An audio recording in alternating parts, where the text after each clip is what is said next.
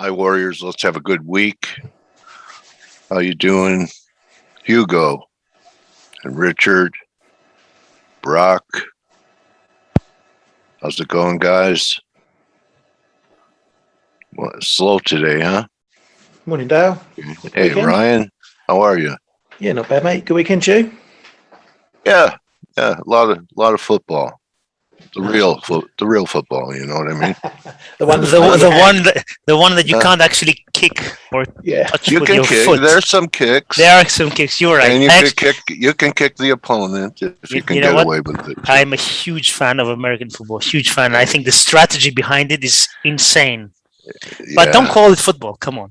All right. Good morning. All right. Good morning, Stel. So guys, I want to ask you this. I know the metals stole the show. They were in the spotlight last week, but going over my stuff over the weekend, I think this weekly candle in bonds is as significant, maybe even more so, and because of what it implies. And all we did was try and rally one more time back to this old breakdown. And to me, it looks like it's destined for a breakdown here. Take out this 140 level, which also implies that the 10-year, had another great week, pulled back to important support, closed great. I'm looking for 2% by year end. So I think that no matter what instrument you trade, you're going to have to factor in higher yields. We'll see what can fight.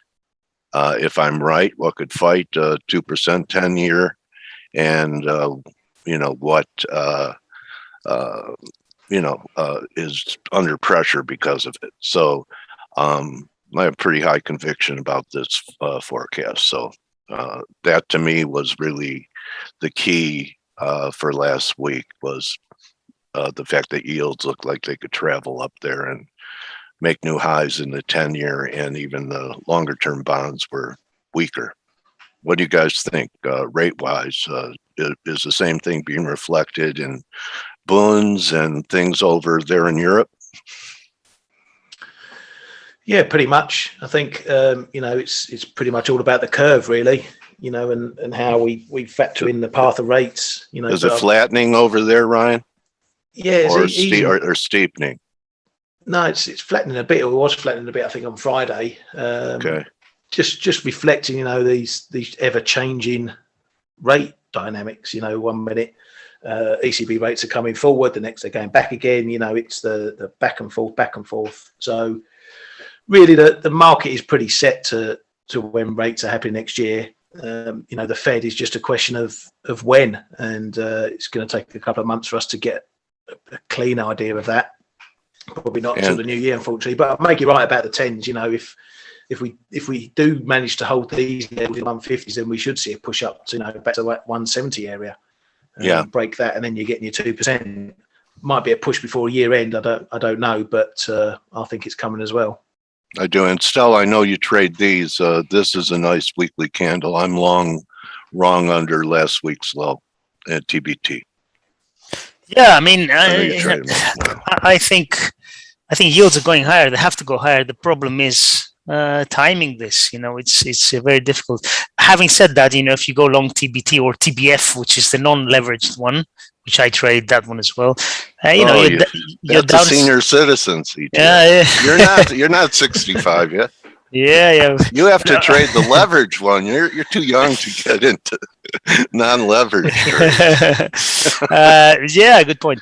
But no, seriously, though, the downside with these is theoretically limited, right? Same with, remember when I got short the bunds at when the yield was minus 0.5%? You know that theoretically, obviously, you can't be 100% sure about anything, but theoretically, your downside is very limited. Then, as it turned out, that was a good entry, and it turned out well. But I like these trades where that your downside is relatively limited, obviously barring black swan events and stuff like that. But I think yields are going higher. The question is, I'm not convinced they're going higher just yet. That's the problem I have. So I don't have a trade in bonds at the moment. I really want to short them. I'm never going to be long bonds at these levels, but And I wish I could short Greek government bonds. I said that when it was 10-year was at 1% or just below. Unfortunately for retail, where are they at now? I think 130 or something like that, and it's still it's ridiculous levels. I mean, ridiculous. It's only because the ECB is buying them. But I would love to be able to do that trade, but for retail traders like ourselves, you can't. It's illegal or something. I don't have an instrument to short. I don't have something to trade. So I could do that when I was working at Merrill, but I can't do it here. Okay. Well, have Steve lend Steve some money. And then you'll have Greek paper, and you could short it. See, that's where I would stop. Lend Steve some money. I would stop before that. I think he would. He's more trustworthy than the Greek government. He'll repay it. All jokes aside, he's one of the few people I would actually lend money to. Yeah. Anyway, he's not here, is he? Who misses Steve? Not. Raise their hand. I do. All right. Well, if you miss him, you have to join to hear him on the Morning Edge. So, I know that for 4 years you guys didn't have to join because Steve gives one of the best overall rundowns of the markets, all the different instruments, and answers your questions. And you go, God, why do I have to join? Steve's giving the store away. So we had to do something. So I know I miss Steve's analysis. I'm sure you do. And that's how you're going to be able to, get back into the groove with Steve. Yeah, he's really, really good. I mean, the way he covers so much stuff in so little time as well. That's Mr. Really Discipline, impressive. too. He always waits for confirmation. I always try and get a lead, which costs me. And anyway, really, guys, Steve's not around for face. And I think Steve, let alone all the other things that are great about ForexAnalytix, is worth the price of entry. I wanted to ask Ryan about what's happening. Is anything happening in the yuan? I know I have it up here, Ryan. I saw, your chart last week. What's it doing today? You want to show your quiet? Mooching around. I haven't got. Oh, there it is. Yeah, there it is. Mooching around a bit. Oh, still respecting the longer term trend line. There you go, bro. Yeah, this is a weekly, so it's pretty macro. But I tell you what I see. Something like this. So we get new lows, but look at the RSI setup. What's going on there? We were confirming down here under 30. This one, and had the pop. We pulled back over 30, and I think even if we go to this line wherever it's coming in, like 630-ish, it's not going to take out this RSI low. So it looks like you're getting a 3-drive pattern there in the yuan. I'd buy it down there. Take a shot. Yeah. Well, anyway, you probably don't want it to go down there, right? No, I prefer it not to, since I'm not at 637. I'm wrong all the time, man. All right, so don't. No, you're not. No, you're don't not. Don't sweat it. I mean, you're just hold here and go. Anyway, I do see a three drive, and that's another great thing about the team. I wasn't looking at the yuan, and Ryan brings it up, and here I see a potential nice position trade down the road. So, if you think you can make it in your silo on your own with a half an hour of our stuff, well, yeah, we already did give some good stuff away. But anyway, surround yourself with people better than you and be part of a community. And I really do believe that you're going to be a better trader. There's always someone who knows something you don't. Yeah, and we only have 2 eyes. Yeah. But I mean, on the one, this 637 area is really looks to be a bit key at the moment. I mean, you can see you got a downtrend coming in there from April as well. That's narrowing into the longer term weekly trend line. So it's not rallying, and that's my worry. When you're not seeing a market, when you're seeing a market hold support but not really rally, not Yeah. really bounce, you know, you start to get a bit twitchy about it. You know, Yeah. how long are you going to sit on that side before, you know, the floodgates open and you see that drop down to, you know, 6.3 or something like that. Wow. Look at cotton. We better buy our Christmas clothes. Too late. Well, it looks like we're going to have to go back to polyester. Back to the, you know, Saturday Night Fever days. Ryan, I know you're too young, but you would have worn a leisure suit. No doubt in my mind. Blake had one. Blake still has one in his closet. Don't you? Do you have a shiny one? Yeah, you know, the white and big flares. If anyone comes near me with a match, I get very nervous. Collars across your shoulder. Yeah, I know the stuff. You know, I only wear the suede leisure suits. That's suede. The ones I wear. Yeah.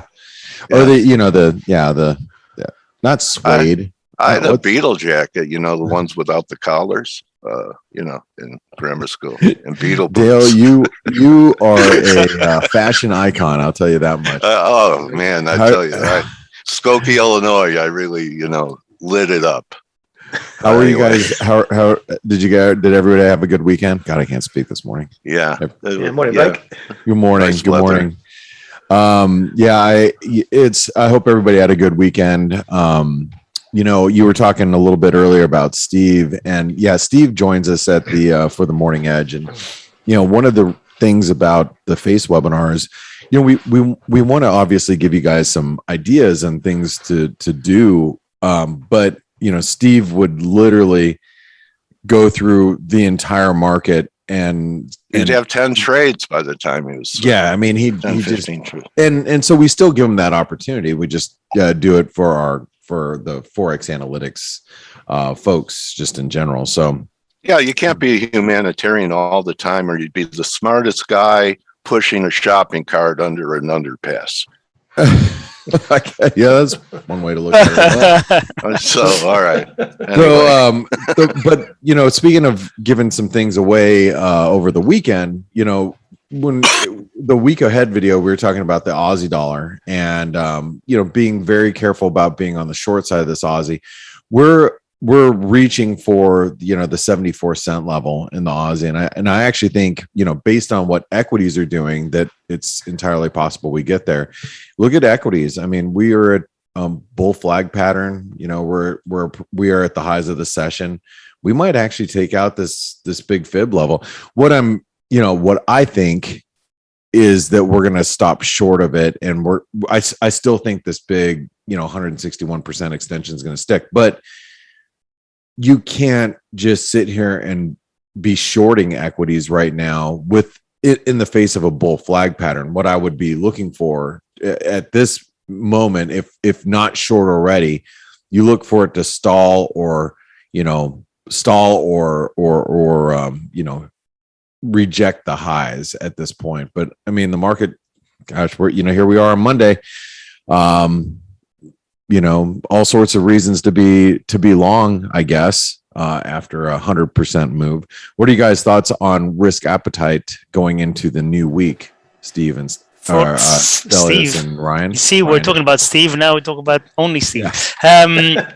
My view is, well, you know it. I'm seeing bonds and treasuries doing absolutely nothing. So what is there to change this course?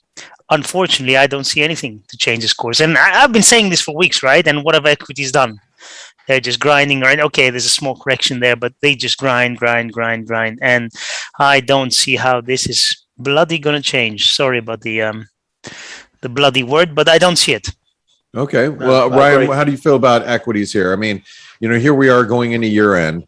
Equities are still really, really bid. You've got you know, bond yields and you still have accommodative central banks, you know, for all intents and purposes, but then you got some, you know, higher inflation data, you know, you got some, obviously it is a concern for most people. What do you think about risk appetite here? Do you chase stocks higher, or do you, what do you do? I think you got to trade it the same way it's been traded for the last, however long, 10, 15 years now. You know, you look to buy the decent dips. I think into year end, we've got to be on watch for a bit of profit taking. as firms close up their books, year-end accounts and that sort of thing. So December can be a bit of a dodgy month. But again, it's as I've been saying before, central banks are putting the policy out, putting the emergency measures, and, now we're talking about rate hikes, but they're only going to hike into a strong economy. And, if economy is strong, then stocks are going to reflect a strong economy rather than easy fed money. So that there's always a switch. We had the taper, zero tantrum, or we got 5 minutes of tantrum, if you can call it that, and we keep on going. And if we're going to get strong jobs, strong wages, strong inflation, strong consumer retail sales, and all the like that back it up, stocks just keep on going. And, okay. So speaking of retail sales, so we got U.S. consumer, U.S. retail sales. We're going to kind of gauge the health of the consumer in this type of environment. Stelios, let's start with you. So and let me just say this really quick. This is something that I did talk about on the week ahead video. You have equities that are strong, but you also have a lot of commodities, like whether you're talking crude or you're talking copper, whatever commodities you want to talk about. We have stronger inflation. At what point is it gonna affect consumer spending? Because I think we're there, and this is the comments that I made on the week ahead video. I think that we're there, so that's why I think that we have to pay really close attention to the retail sales this week, and I think that they're going to become increasingly important, just as inflation is. We want to see. Are the consumers going to be able to brush off the strong inflation strong inflationary pressures that we're seeing? What are your thoughts here? Yeah. I think you're right. I think you're right that this is going to become an issue. I don't know if I agree completely with you saying I think we're there. This is something we're seeing. Energy prices go up, everything basically going up. We're seeing inflation. We're seeing shrinkflation in stuff that people buy. Everything is going up. We're seeing it everywhere. So eventually, it's going to matter, and it's going to matter in a big way. The question is when, and that's $1 billion question. It could be that we're close, but I can't. For me. Whenever I take a couple of steps back and I look at the whole situation, I don't see consumers panicking yet. Obviously retail sales is going to be another glimpse into what's happening with the consumer. But at the moment, I don't think there are any signs of stress. But they will. Right. It will come. It will come for sure. It could be this. Well, here we go into the. I was given this example. This is a great example. So I am, I think I mentioned this on Thursday or Friday, whatever day it was. I was driving across town and I had my kids. It was a kids. Oh no, it was Friday night. I had a kids game. Was it Friday night? Yeah. Anyway, I was driving across town and I had zero gas in the gas tank. Like my wife didn't, put any gas in the gas tank, and we had to take her vehicle. And drive across town. So I stopped at the gas station and I went to put gas in, and I happened to stop at the one pump that was it was trickling out, and I didn't have time to, because we were running late. So I was like, okay, I'm just going to throw $20-30 bucks in gas. I'm not even going to wait to fill it up. I'm just going to jump out, throw some gas in. That'll get us across town and back, and I can fill it up later, and go, whatever. So I'm at the gas station. It literally took me like 5 minutes to put in, and I'm not exaggerating, to put in. Because they slow it down, Blake? No, but I don't know why. It's just the pump was super slow, and it took me like 5 minutes to put in $11 worth of gas. Yeah. I'm like, this is ridiculous. So I wrap it up because my kid's the starting goalkeeper and he's the only goalkeeper, so he has to be there for this game. So we jump in the truck, run out to the game, which is across town, and I come back and I was like, wow, it's like I didn't even put in any gas. And then I was thinking, wow, I drove about 50 miles and I paid $11 in gas, just 50 miles. And I was like, that's expensive. I didn't think about it, because usually you just fill up gas and then you drive, and I don't really think about it. But I was thinking about like $11 just to drive that evening. I basically took my kid to a soccer match and back, and it cost me, roughly about $10. That's expensive. How many people live paycheck to paycheck, and they have things that they have to do, obligations or whatever, but they start to say, well, I can't really afford to go to Walmart or buy that thing on Amazon or go to McDonald's that one time a week that I used to. I'm just, making up stuff. But my buddy Scott Henderson has a restaurant indicator, and he loves food. Okay, good food, and goes to good restaurants. And he said last week when he was going to restaurants, most people were drinking water with their meal, because when you go to a restaurant, your liquor tabs as much or more than the meals, right? So so even the people that have enough money to go out and get a nice eat lobster or crab, they're drinking water instead of alcohol. Interesting. That's interesting. And Ziggy said maybe you shouldn't drive a gas guzzler. Yeah, you're right. I probably shouldn't. But the thing is when you have like kids, I'm almost actually at that point where the kids are, once they're driving themselves, we don't need these anymore. But it has been good, to have a 7-passenger vehicle over the years. That's for sure.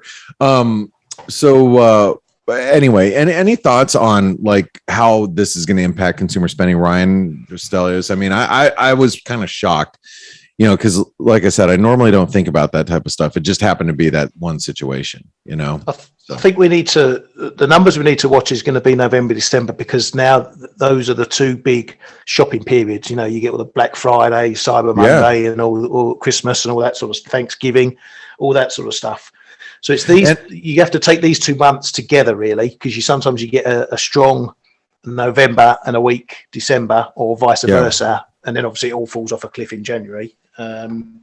But I think if we get weak numbers November and December, then we're looking at this pinch point of inflation. Yeah, and I was going to mention that since you're talking about that, if for those of you that don't know, my wife has a local business that's like it's a gifting business here in our area, and she does a lot of corporate stuff with it's stuff. But anyway, a lot of her suppliers, not suppliers, but her vendors are talking about they're skipping Black Friday sales at offering sales because they're having such a hard time getting supply. And so if you think about like, wow, a lot of people they can't get their packages, like stuff that they need from China, so they can't reduce their prices because their margins are already razor thin.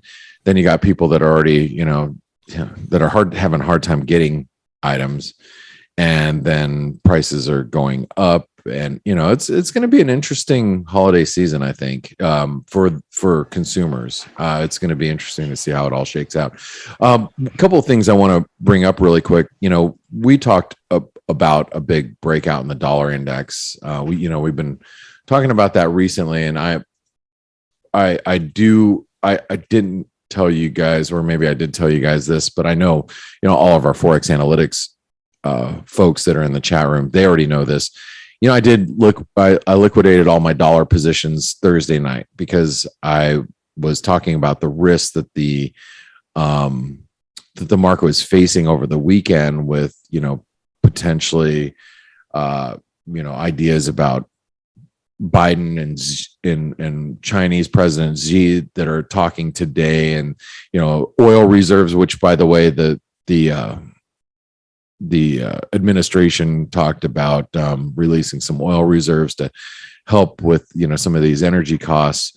So the dollar broke out it kind of eased as of Friday, so the dollar started to ease off. How do you guys feel about the dollar here? Because I still think it looks very bullish. Are you guys constructive on the dollar? What are your thoughts? I think you buy it on dips back to 94.50. Any ideas here? I personally think having broken that level, exactly. I think the target really is 96.10, which is a 50% retracement. So I think we're kind of consolidating a little bit here. I agree with you. I think in the short term, I think dips should probably be bought, but once we get close to that level, I think that's probably it for the dollar, and then we resume to the downside. I mean, that's what the view I've had for months now. If you remember the chart I keep posting on the Dixie, and I think if we do get anywhere near there, I think that will be it. But then again, I could be wrong. I've been wrong many times in the past, but that's what I think. All right, well, Ryan, what do you think? Yeah, I think the same. I think the break is on, and you've got to go with it. If you get back down to that support line, that's your test. If we can't get back below there, then the trend's going to resume up. Looking at euro dollar, which is one of the biggest components there, and it's flat as a pancake at the moment. It's not bouncing at all. Not even a sniff near 115 after the break last week. All right, bit of a quiet day today, but again, like talking about the one, when you don't get a bounce of any sort, not even one you can tap for a quick sell, you get the feeling it's going to be heading lower. Yeah, it is definitely trading heavy. I mean, if you're long the euro, you got to be worried. You got to be worried, right? You got to be a little worried here. I mean, you said it yourself a few weeks ago. if we bust this 115 level, there's potentially no looking back until 113, 112. Yeah, the 113, 112, and I mean, I'll explain. I'll even say this to you guys here, as I explained it on the week ahead video. I am a buyer down here, even for a bounce. It may not be, the euro may not go to 112 all the way up to 150 from here, but I do think this is going to be a tradable bounce area for the euro, somewhere down in this neighborhood. And I'm willing to take a stab at it down there. It is a multi-year trend line break. I mean, actually decade long, it's not multi-decade, but I mean, you're talking the 2008 highs, all of these highs that we, failed multiple times, and a retest of that trend line comes in around the 111, 112 area. So, for me, I'm willing to step in front of the train, if you will, down there, unless we have some complete meltdown in the markets, and I'm not, and we're all kind of worried. But just in a normal market environment, that is where I'm going to be looking to buy euros. So somewhere down here. But yeah, it can't even get close to 115. I have had multiple sell orders in the euro dollar over the last week around the 115 level that we haven't even gotten close to. So, it is trading heavy. So anyway, any last thoughts before we, any last things that you guys are looking at this week that you think are really, really important? Because I think if you're trading the loonie, you got to watch the Canadian inflation data on Friday. We're well above the 200-day moving average. I think you buy dips down to 125, but we do have inflation data at the end of the week. You guys have any other ideas of things that you are looking at, especially with, Chinese US talks happening in the next, less than 12 hours? I'm just going to keep an eye. Sorry. Go on. No, carry on. Just a quickie. I'm just going to keep an eye on New York Fed manufacturing, Empire State manufacturing, because it's the first manufacturing data of the month, and it can be a bit of a weather vane for the manufacturing data to come. So that's out in just about a minute. And that's coming out here in just a second. It is. Yeah. I was going to say Wednesday is a pretty big day because we have inflation data from UK, Eurozone, and Canada. And it's all about inflation these days. So definitely worth remembering that Wednesday is going to be a pretty big one. Don't you understand? The only thing that matters is us Americans. You guys don't. Of course. Irrelevant, completely irrelevant. I'm joking, guys. Let's inflation obviously is going to be a big issue, globally, and this is important. I agree with you, Stel. So let's take a look just as we pass it over to Dale here. And who's your interview today, Dale? Eric. Eric. Oh, Yeah. from Bosma. Yes, research. you guys. Let me just tell you. You guys stick around today. Probably every day, Blake. Come on. Well, every day, but today he's one of my favorite people to interview. He's like he's like one of the younger guys. Has a great macro what? Ron it wrote Eric Clapton. No, it's Eric Basmagian from EPB Research. He's really spot on. Really one of the better macro people you're going to listen to. And he's young. He's going to be in this business for a long time. What a diamond in the rough I found on Twitter. You really did. Yeah, he's great. Get rewards. Empire State 30.9 versus 21.6 expected. So that's good. That's good. That's good. Nice strong piece of. Yeah, and actually, I'm going to let you take over because Eric's probably got a lot to talk about. Yeah, especially he might have something to mention regarding the China-U.S. Situation that's happening over the next 24 hours. I mean, China's obviously facing more of a slowdown, and I have to imagine that President Biden is trying to, he wants to help the American people. And from inflationary pressures and what one of the things you could do is obviously ease the tensions between China and the U.S. It's not going to be an overnight fix, but it's something that will probably help in the future. There's only one thing that will tame inflation, and that's higher rates and a deep and long recession. There you go. Well, why don't you ask Eric about that? And I'm going to let you take over. I'm going to ask Eric. All right. In fact, Eric's going to interview me. He does interviews now too. Everyone does interviews all of a sudden. You ever notice that? No, what's going on with everyone's? Larry King. Well, hey.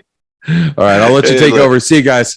Hey, Eric, are you interviewing me today, buddy? Yeah, let's do it, Dale. All right. Well, I noticed you're doing it, and I think it's smart. And before we get to what you're going to talk about today, and you could share your screen, don't you find that during that process, and you're interviewing smart guys, that you are better because of the intelligence gathering from other people whose work you respect? Oh, without question. I mean, even if you have similar views, different views, just hearing it explained in a different way sometimes hits the audience. Some people, you resonate with some, styles of analysis more than others. So I think it's helpful for everybody. Yeah. So, I'm on I get your emails, and, I've noticed some of the people that you've been talking to.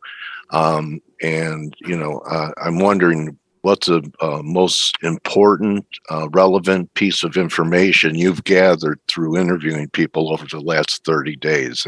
And then we'll get to your work. And maybe I find that a lot of that confirms what I'm thinking coming from a different angle, which almost gives it confluence.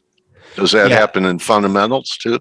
Yeah, I think that the biggest thing for me when I speak to different people or anybody in the macro space is it's everything's really time frame dependent. You kind of have to get that on the table first, because one of the biggest issues we've seen this year is the concept of transitory, right? And that issue's been very confusing because there's really no definition of transitory. Is it 6 months? Is it 12 months? Is it 24 months? Yeah. It really depends. If you're trading or investing in, say, 30-year bonds, 1 year of inflation really doesn't matter all that much. 2 years of inflation doesn't really matter all that much. So you really kind of have to get on the same page with, what time frame you're talking about. Are you in cyclical trends? Are you looking at secular trends? Are you looking at, what the world's going to look like 10 years from now? All of that really, is totally different depending on who you speak to. You were one of the first economists that I interviewed that started talking about slowdown in the economy. When we got the consumer confidence number on Friday, were you thinking that is validation of what you were thought? Is it happening faster? Do you think it'll show up in retail sales during the holiday season? Yeah, so it is in line with what I'm thinking. I take a very, very data-driven approach. I don't use any anecdotes, and I don't cherry pick either. So while the consumer confidence numbers did support the view that I have, the consumer confidence data is not an input in any of my indicators in any of my models. I've never Why? found too much statistical relevance to the consumer confidence data. It tends to be, at least until the last few months, a barometer of stock market performance. So when the market goes up, consumer confidence goes up. That's changed, and over the past couple of years, the other interesting thing about that data is it's become increasingly political. Okay. There are subcomponents. Right, exactly. There are actually subcomponents of that consumer confidence data that breaks it down into Republican respondents and Democrat respondents, and whoever's in office, the other side has terrible confidence, and as you might expect. Interesting. So, okay, so it's more like the whims. It's more like the whims and opinions, and really doesn't exactly reflect their behavior with their wallets and purses. Yeah, exactly. Okay. And one comment I had on the retail sales data, and then I'd love to rip through some slides that I brought to sort of explain my view, is we have to at least be aware of what data is reported in nominal terms and what data is reported in real terms.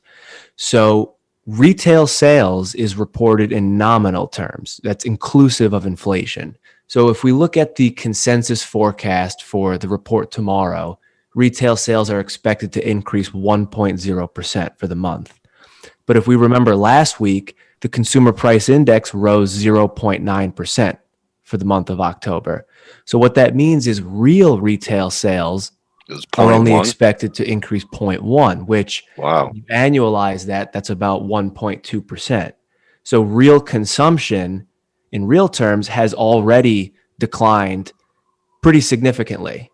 So that's an important thing to remember as we look at some of this data. If you'd like me to go through, I can maybe. No, I would. I would like because I didn't even know that in retail sales. Yeah. I assumed because if it doesn't have a candlestick, I don't know what to do with it. But I think that's very interesting. So we're going to have maybe over the course of the next 6 months, retail sales looking better than they really are because of the inflation component. Exactly right. So with that said, I could probably rip through this in maybe a couple of minutes, and then we can. I'm going to hit on growth, inflation, kind of everything I can. So every time I get the hint, Derek. Every time I show up, I bring the same couple of slides. People may get upset, but it's a very consistent framework. What we're looking at here is industrial production, non-farm payrolls, real consumption, and real income. This is all in real terms. And what we're trying to look at here is what I call the four corners of the economy. So, it's not specific to one sector because we're trying to look at broad movements across the entire economy. And what's important here is the direction of growth, not necessarily the growth rate itself, but what's the momentum? Where is it moving? Is it accelerating or decelerating? That's the most important point in economics, in markets. It's all rate of change. One way that I would explain it is if I said, Dale, you're going to be moving at 100 miles an hour. Is that fast or slow?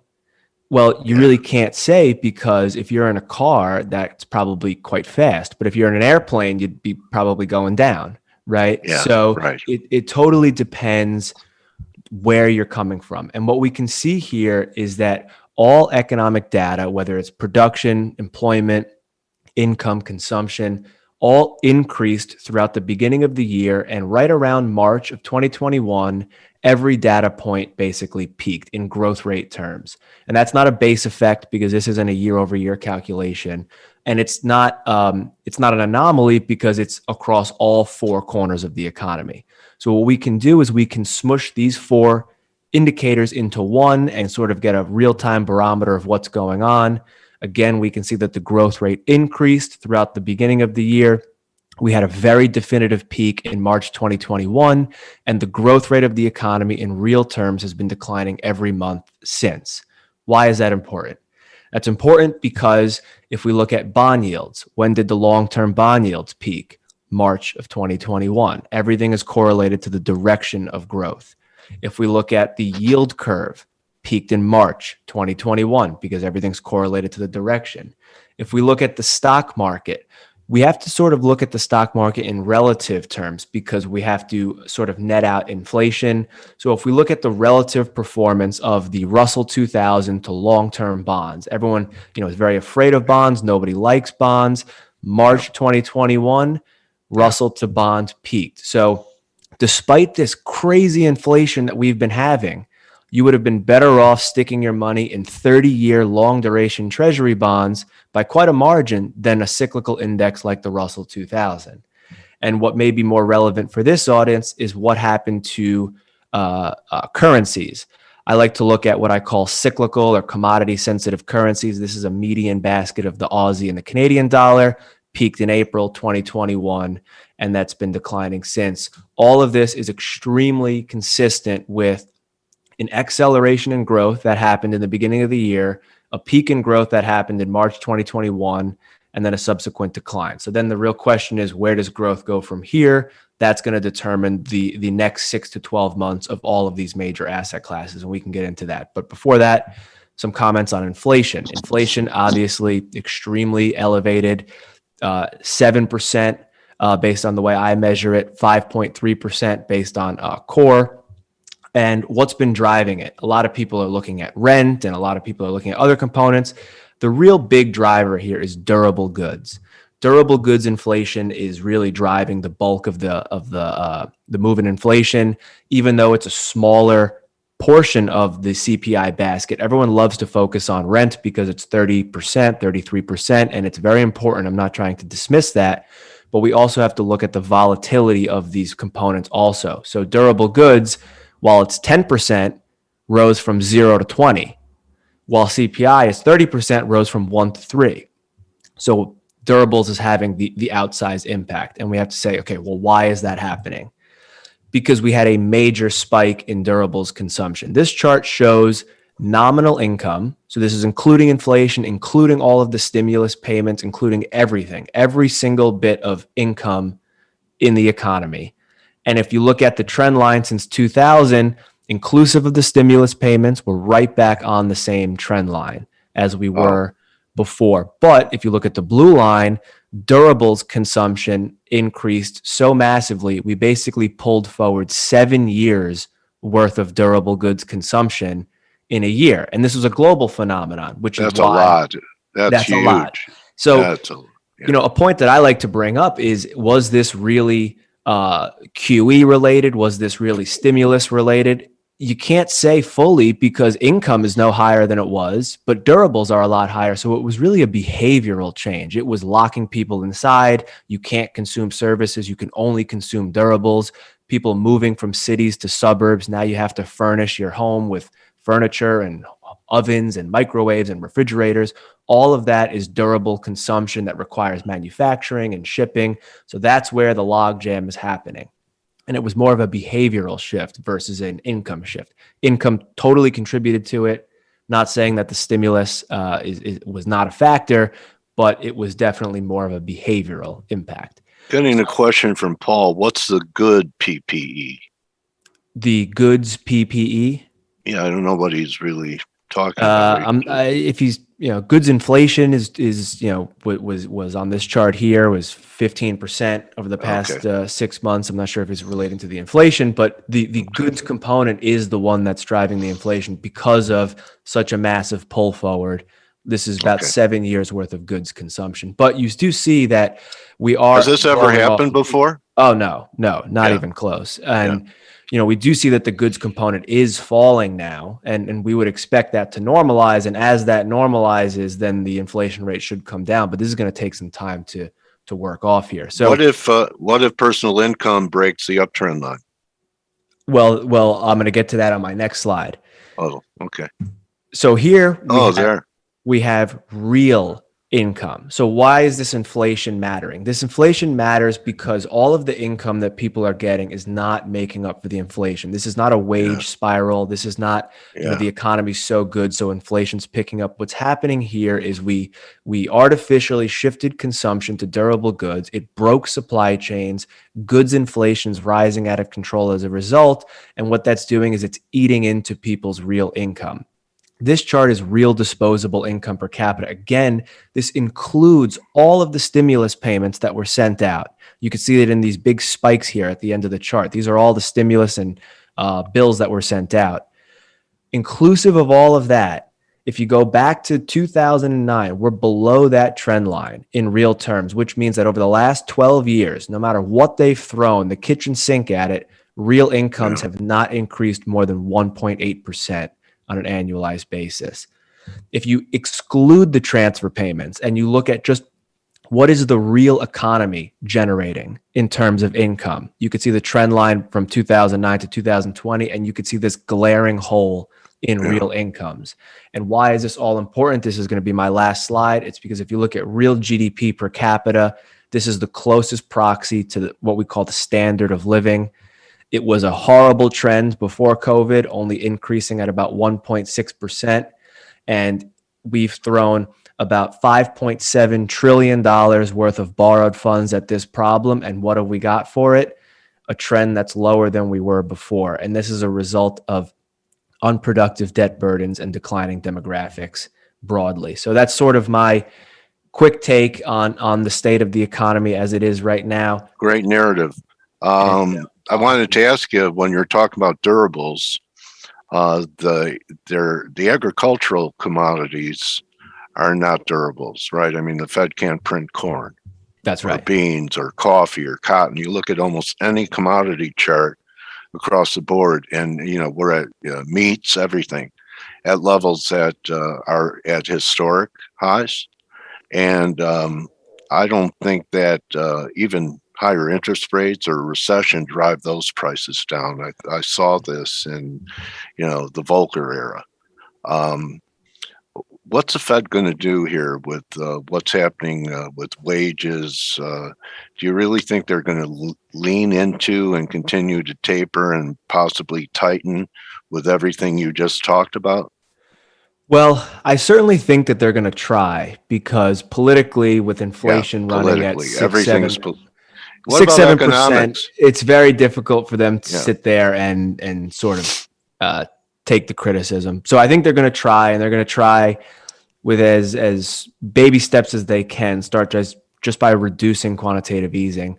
But the market is forcing their hand. And what I mean by that is they're lifting short-term rates pretty aggressively.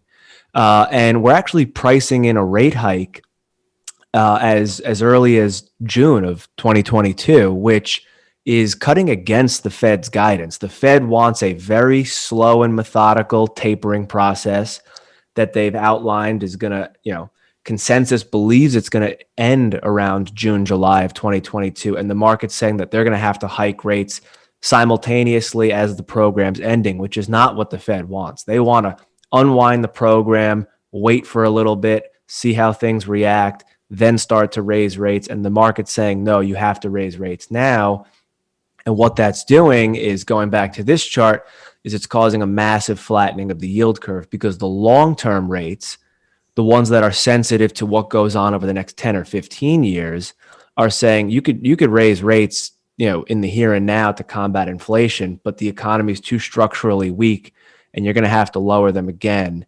And that's the main problem here, is that they can't tighten conditions without flattening and possibly inverting the yield curve. So this chart here shows real GDP per capita. It's the trend line. That delta between the red line and the purple line is a deflationary or a disinflationary gap that's building. And ultimately, consumers are going to reduce their purchases of luxury goods and investment in order to try and gain back the standard of living trend that they were on. The Fed tightening into that is going to end sooner than the market expects.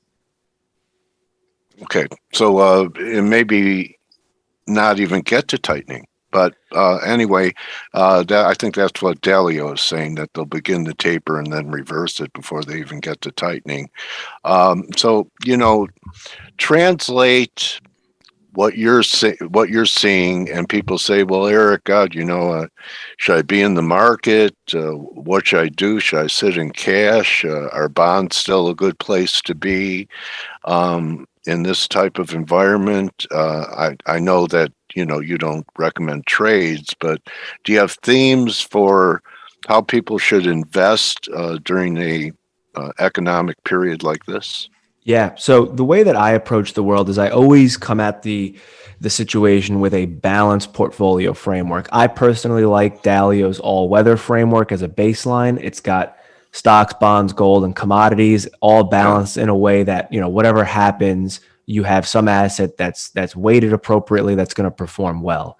And then from that balanced framework, I look at these trends that I just outlined and said, okay, well, based on what's going to happen over the next 6 to 18 months, which assets are likely to perform better than the other ones.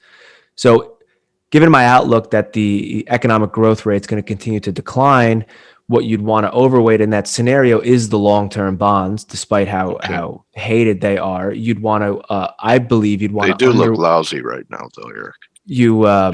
Well, there's been quite a move since, what do we have here? Since there's been about 20% gain since that March low. So there's been a pretty good move in the long rates. I would be underweighting the commodity complex as a long-term investment, unless you have some sort of trend following strategy. There's obviously a lot of momentum that's going on in the commodity space. It's all supply chain driven, but lumber being the poster child, there's a lot of China-centric commodities that are showing the same pattern where once these bottlenecks clear, there's a pretty quick trap door that goes down 30, 40, 50%. Those trap doors are in line with the economic conditions. I don't have a way to tell you which month that the bottlenecks will ease, but if you're playing the commodity space, I would be very mindful of a trend following strategy, which when the momentum breaks, you are going to be against the economic trends. As far as gold, I'd have a pretty neutral weight to gold. And my equity exposure, I'm not, crazy underweight equities. I have a small underweight position in equities, but my equity allocation is tilted towards what I would call defensive equities, which is more growth sensitive. So it's counterintuitive, but when the growth rate in the economy declines, growth becomes more scarce. And then companies that have actual growth trade at a premium, which is why whenever the growth rate in the economy is declining, you see a resurgence of the big tech companies as the outperformers because they actually have legitimate 10, 20% growth. And when the growth rate goes down, that growth trades at a premium because it's harder to find. Okay, so not staples. Staples would be an avoid for you? It all depends on the company itself, long stable cash flow. So the reason that the tech companies really enjoy that benefit is because they're perceived to have durable cash flows as far as the eye can see that are non-cyclical. So market participants believe if the economy goes into a recession, the cash flows of the big 5 tech companies are going to be relatively unchanged. And therefore, if the economy declines, interest rates go down and their cash flows remain stable, they should be discounted at a higher multiple. So your take on the biggest driver of inflation, oil, energy? Durable goods inflation. Energy would be a second component. And if you think that the 7% inflation is going to continue into next year, like if we go into November 2022, let's say, if you believe that inflation is going to stick at 7%, we basically need another doubling of the energy commodities, which is unlikely in my opinion. Okay. You're talking about what, 160 oil, super spike. Yeah, exactly. And one last point I'd like to make, I know you guys were talking about the dollar. I have a couple of charts here. This is my preferred measure of the dollar because the dollar index is very heavily weighted towards the euro. Despite the QE, despite the narratives, since 2006, the dollar is up more than about 15%. This is broad. This includes many currencies. I think 20 plus currencies. And if you look at emerging markets, this is the dollar against the emerging market basket, we're up over 25% since 2006. So we have to really check this narrative that QE and fiscal spending and deficits are going to ruin the dollar. There are probably other factors at work that are causing this secular trend. I'm a long-term dollar bull. I've been saying that since I've been on your show for the last couple of years, because the drivers of the currencies are the growth rates in the economy. And as poor as the trends in the US are, they're still the best trends in the global economy. It's the safe haven currency of the world. The other major economies, Europe, Japan, China, and the United Kingdom, all have worse structural trends, worse demographics, and worse aggregate debt levels. That means that over the long term, their economies will not be able to handle higher real interest rates. So as bad as the US real interest rates are, we'll still be able to support the highest real interest rates relative to those other economies, and therefore our currency will hold the bid. Okay. Wouldn't the dollar being a sacrificial lamb be kind of a solution and visible out for a recession? Well, are you speaking in terms of like inflating away the debt, inflating away the burden? Is that just debasing it, where you'd have nominal gains in assets based on a weak dollar, and maybe inflation, like you're saying, isn't the issue, and a weaker dollar could be a sacrificial lamb, kind of bail out third world countries that could tip us into a financial crisis. All their debt being denominated in dollars, that could be a spillover for risk here, that if we had a weaker dollar eventually, that would alleviate it. Right. So the currencies are all relative. And the one thing about major currencies of the world, so you look at the 5 major currencies, is they all spark retaliation. So if the US currency starts to depreciate, that means that the euro is going to rise, the yen's going to rise, and that's going to put their economies into a recession pretty quickly, which means that their central banks are going to come back and try and out-ease the US. Beggar thy neighbor. Exactly. So if you're a small country, a peripheral country that's very, very limited in terms of the global economic impact, you can devalue your currency by 50% and no one's going to retaliate because no one really cares. The US is not going to be able to devalue their currency. Mechanically, there aren't too many ways that they can do that. But even if they were, it'll spark immediate retaliation. The second point is that if our goal here is to inflate asset prices, and that's going to help the economy, we have pretty good evidence over the last 15 years that asset prices have skyrocketed, but the economy has performed quite weak, as I showed in that chart. And that's because the concentration of assets is very, very limited to few households. And we have great peer-reviewed research on the wealth effect, and the results are that it's negligible. The second point that I would make that everyone likes to say is we're going to inflate away our debt. If we look at what's called the fiscal gap, which is all of our future debt burden, it's basically all Social Security, Medicare, Medicaid, and various types of transfer payments. That makes up the vast lion's share of the future debt burden. All of that debt burden is implicitly or explicitly linked to inflation. So you can't inflate your way out of an inflation-linked burden. A good example of that would be everyone has seen Social Security payments increased by 5.9% because inflation was 6%. All that means is that next year's spending is going to be 6% higher. So you can run the CPI at 7% for the next 10 years if you really want to. All that's going to make you is your spending is going to compound just as fast as the inflation is, because we've linked all of our burdens to inflation. Okay. Do you think that people could beat inflation by substituting meat and barbecuing flat screen TVs? No, and that's the problem, is that there's really no way out of a deterioration in people's real incomes. And ultimately we will ultimately see that in the consumer numbers, whether it's in this month or in the months to come, is that people will try and gain back their standard of living that's been lost. And this chart shows the erosion. of the standalone. I mean, 1.6% was a brutal trend to begin with.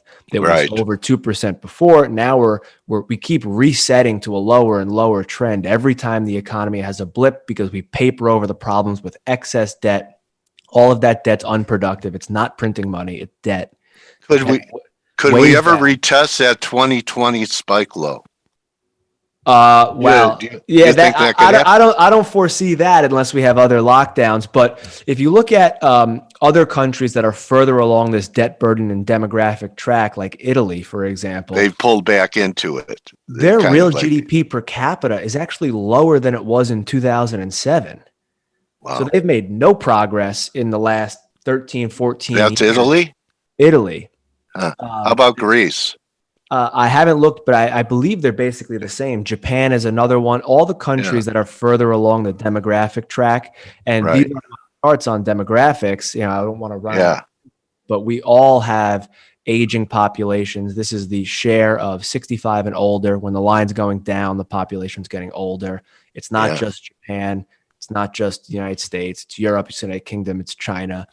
And why is that important? Because if you correlate real growth and aging demographics, there's a pretty tight correlation, and that red dot shows where we'll be in the 2030s. So we have quite a singular force to battle against, and our goal right now is to use debt to try and artificially stimulate our way out of a secular decline, and all that's doing is adding more debt on top of an existing debt burden. So there's your answer why Joe Biden wants elder care.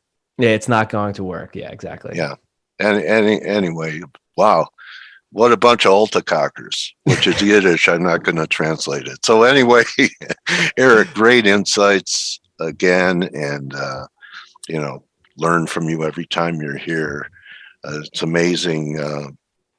I've interviewed many economists, and you're light years ahead of people that have been around decades longer than you. So really appreciate you being in our rotation.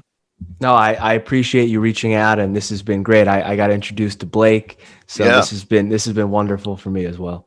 Yeah. So keep up the great work, and I'll get in touch with you, and we'll set up another date when we're further along the road of your narrative. All right, I look forward to it.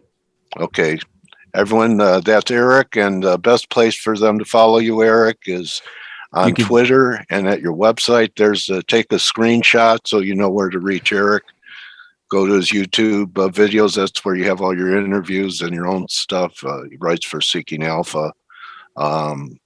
Thank you very much, Eric. I appreciate your views, and Thank you, Dale. And that you share it with people. Yeah, I love it, and I really appreciate you giving me a chance to share my views. So thank you, and look forward to it again. You're welcome. Well deserved. And that's a wrap, everyone. You can join the team in 13 minutes in the Morning Edge.